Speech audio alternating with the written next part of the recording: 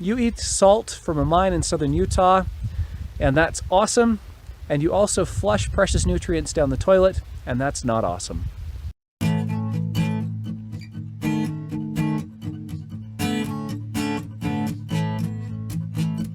You have probably eaten what comes out of these ponds.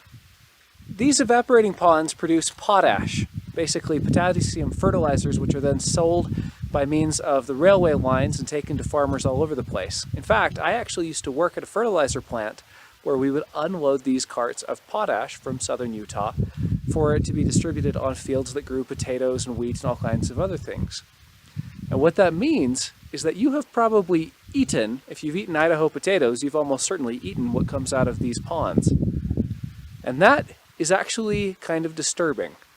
Plants need certain basic nutrients. There are basically 8 macronutrients, 8 micronutrients that plants need access to in order to grow.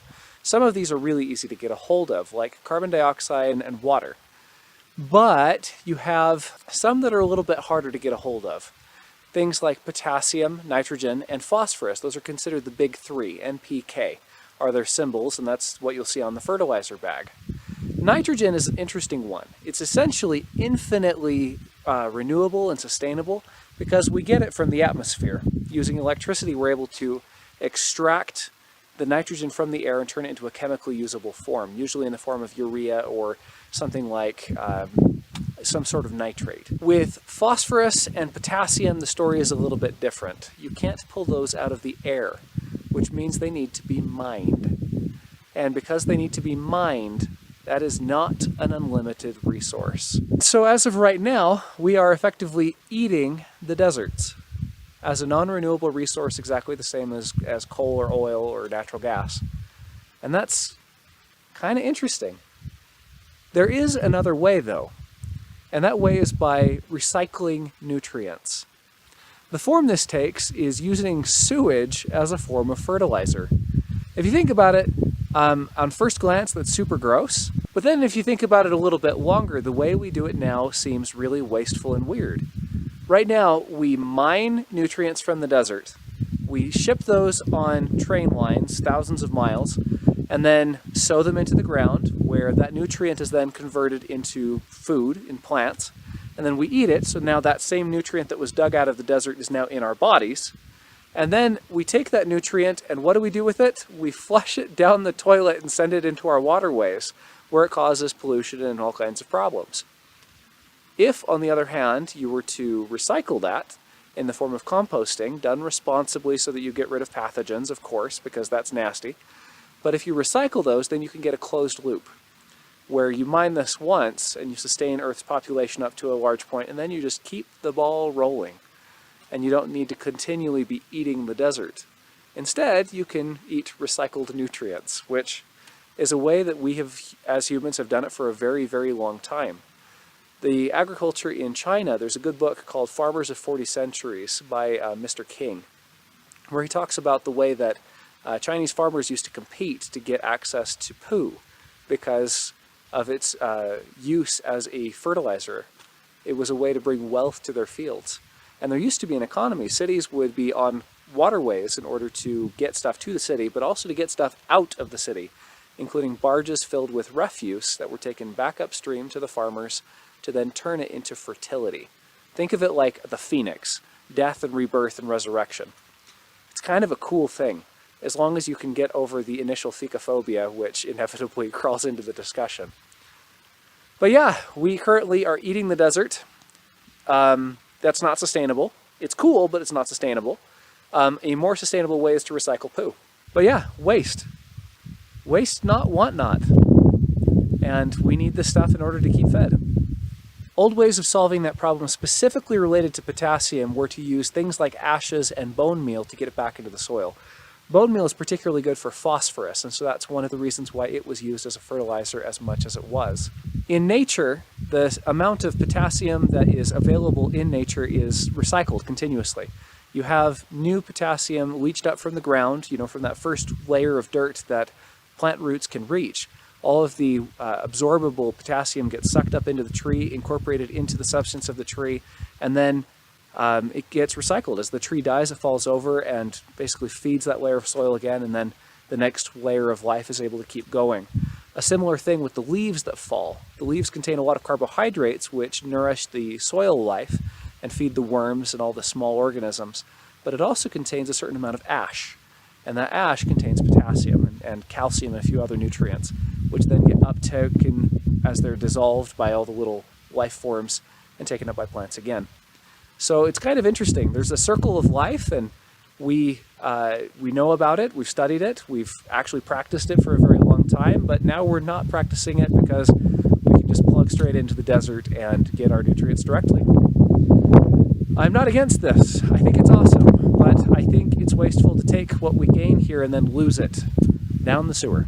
Literally flushing nutrients down the toilet. Yeah, kind of strange. Similar to the way that it is possible to extract potassium hydroxide from wood ashes, it is also possible to extract nitrate crystals from old decomposed manure. Here I have some dirt removed from the floor of an old pigsty, and you can see that there are thin white lines running through it.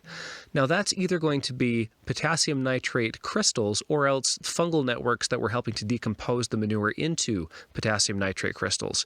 Either way, I assume that this soil has a lot of nitrates in it, so it should be possible to leach those out with some water and then purify them into long, thin, needle-like crystals. Poo crystals, if you will. All right, I've got a little bit of water in there, and that is slowly percolating down through the decomposed manure and hopefully draining out into the bottom of this bucket. That liquor is eventually what I'm going to collect to make into poo crystals. Over here we've got the water that I'm going to continue to add a little at a time. I just want it to have a nice long time to seep through that material and collect all of the crystal material. You think that's pretty interesting? Hello. I've already drained away a fair amount of water, so it is likely that there is some leachate down here in the bottom. Let's take a look. Oh yeah. Yeah, that is exactly what we're shooting for. There it is. It's kind of an amber liquid.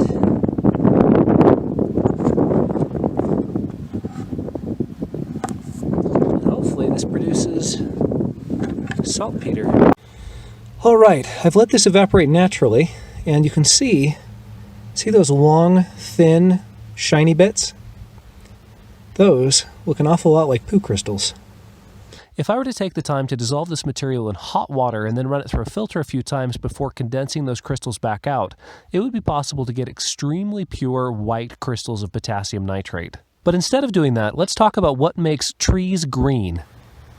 There is a slight difference in the green between these two trees.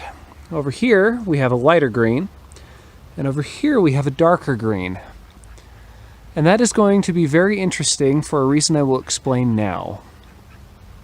Here we have two trees. They are the same species, they are about the same age, they are the same in many respects. They are both box elder maple, or ash-leafed maple, brought here by the Mormon pioneers in order to make maple sugar. And yet, there is a difference. This one is a very light green, and this one is a very dark green. Now, what could explain this mystery? I think the answer is actually in that chicken coop, right there. The green that you see in leaves and grass and plants of all kinds is caused by a chemical called chlorophyll. Now, chlorophyll is a nitrogen-based molecule.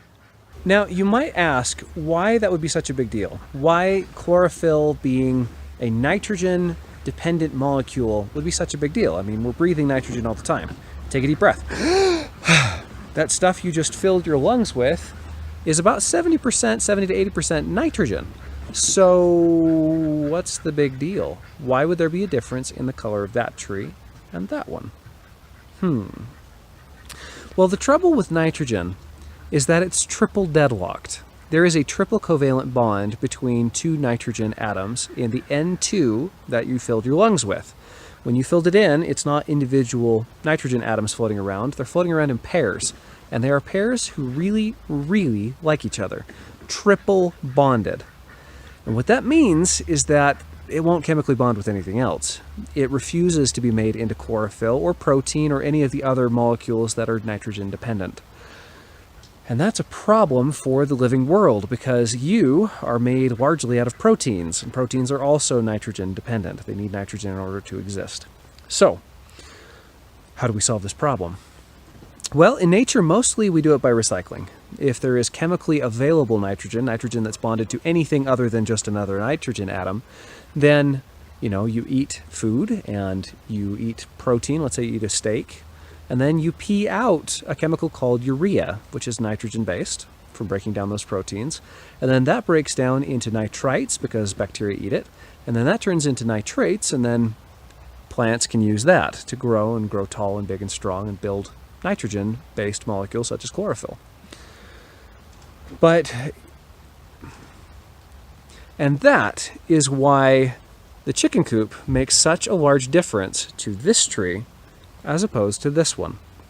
And it's also why, at this time of year, the fall colors change. These colors here are due to the plant conserving the nitrogen-based chlorophyll and pulling that nutrient back into itself. It pulls away all of that green stuff back into itself, and then it ditches the leaves, because the leaves are made out of things that are very easy for the plant to get. It's made mostly out of air, and a little bit of water, and sunshine, and the tiniest bit of ash, which are minerals that it pulls from the ground. But the nitrogen, that stuff's precious. We want to use that again next year. So the plant pulls that back into itself in deciduous trees, and then ditches the stuff that's easy to produce again next year. And then it will recycle that same nitrogen that it's been collecting in its body over the years into the next year's crop of leaves to make them green and full and bright. If you see plants that are, during the summertime, kind of faded in a green like this, it's likely that they need more nitrogen, which you can supply in a number of ways, one of which being manure. Another is chemically derived fertilizer, which is actually really cool, because the way we make that stuff is we take air, that triple bonded, impossible to get nitrogen, and we use electricity and pressure and heat to break it into chemically usable forms using the Haber-Bosch process and other processes. So yeah, kind of interesting. Now, I know that it's fall, and these ones are just barely starting to change color, so I had to make the video now, because it's shown this color difference all summer long. And I've even tried to nitrogen supplement this one just a little bit, but being as advantaged as this one is next to the chicken coop, it's done really well for itself. Incidentally, in your garden, you can tell if you've added too much nitrogen because it will actually kill the plants. You can see a super dark, intense green color. That's a sign that it has too much nitrogen. If you've ever seen a lawn where a dog has peed, you can see that there's a dead spot where it had too much nitrogen surrounded by a donut of ultra-rich, super happy grass where it got more than the neighbors and not enough to kill it. The thing I find most interesting about waste is that waste is just that. It's waste. It's the verb that we have wasted something that was actually precious. And so when you look at poo, you can see it as total garbage that needs to be removed or just destroyed, or you don't want to think about it, you just want to hit flush and call it done. But there's actually some value there. And there's a lot of money to be made for the person who finds value in unexpected places. It's also useful in the apocalypse to know that you can recycle things and not necessarily need a mine in southern Utah to keep you going. You can see the ponds right up here, and if you follow your eye down here, you can see the fertilizer plant where they load it onto the train cars down here. And so basically that's what we're doing, is pulling these salts out of the ground, which I applaud because, again, the issue is waste, right? And so, if they're just sitting here and doing no one any good, then that's waste in its own right. It's a resource not going to use.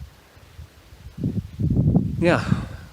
So we use it once, then the trouble is, let's not waste it again by flushing it down the toilet. So there you have it. You eat salt from a mine in southern Utah, and that's awesome. And you also flush precious nutrients down the toilet, and that's not awesome. Yeah. As always, thank you for watching. If you enjoyed this video, please hit the like button and subscribe below, and we will look forward to seeing you next time.